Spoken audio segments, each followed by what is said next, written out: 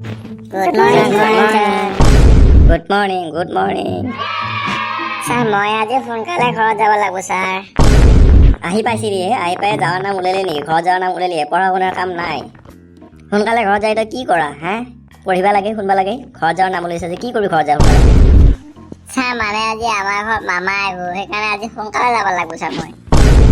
হুমেৰাই আহিল বুলি সোনকালে যাব লাগে নেকি? কি কৰিবি তই ঘৰত যাই? হুমেৰাই আহিব, যাব, কি হ'ল তাতে তোৰ? নাই, sir, যাব নাপাবয়ে, মই সোনকালে আজি কিবা, sir, মামাই কিবা লৈ আহিব, নহ'লে মই খাবাই নাপাম, sir. তহঁতৰ খালি খাৱাৰ ধান্দা, পঢ়া শুনাৰ একো নাই, খালি খাৱাৰ ধান্দা। যাবি দে, হাহাকাৰ নকৰিবি। Thank you, sir, thank you. হ'ব দে, হ'ব, ইমান তেল দিবৰ দৰকাৰ নাই। কালি যে অংককেইটা শিকিছিলোঁ, পাৰিবিনে? তহঁতে এতিয়া পাৰিবিনে নৰা? মই সুধিম তহঁতক চবকে আজি। Sir, পাৰিম, sir. ময়ো পাৰিম ছাৰ, ময়ো পাৰিম। মেলো তই একা, তোৰ একো মাত নাই দেখোন, তই পাৰিবি নৰা? ছাৰ পাৰিম সুধি চাওঁ ছাৰ টপক উত্তৰ দিম মই এটাতকৈ বেছিহে পাৰোঁ ছাৰ মোৰতো ছাৰ মূৰত জ্ঞানে পিলপিলে আছে ছাৰ বেছিকৈ কথা ক'লে ওলাই যায় বুলিহে মই কোৱা নাই ছাৰ সোধক হয় নেকি? কেঁচু কৈছোঁ পিছে তই 9 হাতে কিমান হয় কওঁ, পটককৈ কওঁ। ছাৰ 9 হাতে 15 সেইটো কিবা সুধবা লগা ইমান ডাঙৰ প্ৰশ্ন নে 15 হে তই 9 হাতে 15 পালি? কোনে শিকাইছে এইটো 9 হাতে 15? এমান মুখা তহঁতক এনেই পঢ়াই আছোঁ হে। 9 হাতে 16 গৰু, এমান মুখা অংক তহঁতক এনেই পঢ়ালোঁ, মাথাত তোৰ বোলে জ্ঞানে পিলপিলে আছে একা ঐ।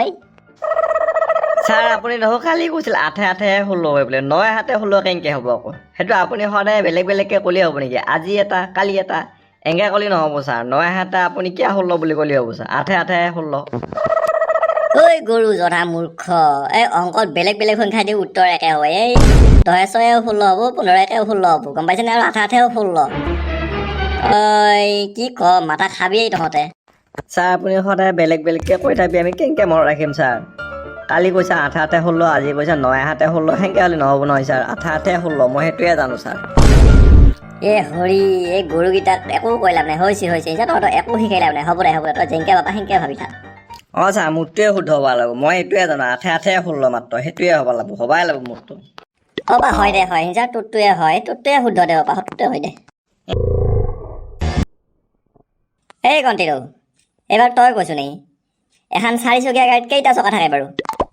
Sir, এইটোনো সুধবা লগা প্ৰশ্ন নে? এখন 4-চকীয়া গাড়ীত 5টা থকা থাকে, sir, 5টা. হে মই ক'লোৱে 4-চকীয়া গাড়ী বুলি, আৰু 4-চকীয়া গাড়ী বুলি কোৱাৰ পিছত তই ক'লি 5টা। কেনেকৈ 5টা চকা হ'ব এই হে? তই একো ক'বাই নোৱাৰ নেকি? বুদ্ধক নেকি তই? Sir, আপুনি এনেই 4-চকীয়া গাড়ী দেখা পাইছেনে নাই জীৱনত? দেখা পালেতো আপুনি গম পালা হয় 4-চকীয়া গাড়ীত যে 5টা চকা থাকে। ছাৰে গাড়ী দেখাই নাই পোৱা পাইছোঁ। কি কয় মোক গাড়ী দেখা নাই পোৱা বুলি কৈছে? 4-চকীয়া গাড়ী?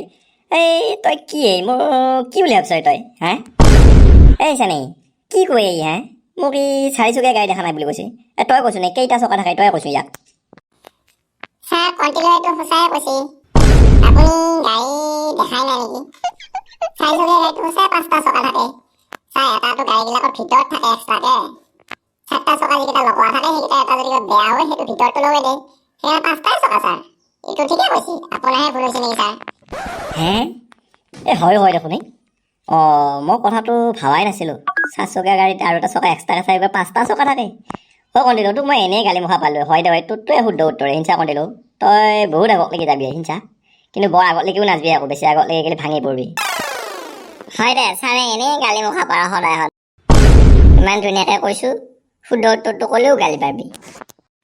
ছাৰ মই এতিয়া ঘৰত যাওঁ আজি, মই কৈছিলোঁ আপোনাক সোনকালে যাম বুলি।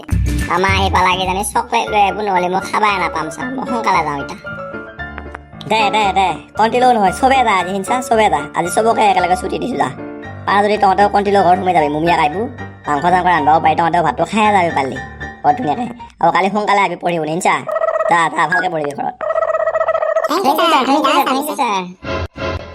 যা লাহে যাবি মাত্ৰ ৰাস্তা কাষে বৰ জোৰত নাযাবি, ৰাস্তাৰ মাজেদি দাউৰি নাযাবি, গাড়ী চাড়ি আহি থাকে শুনিছ নাই? হ'ব ছাৰ, আমি লাহে যাম ছাৰ।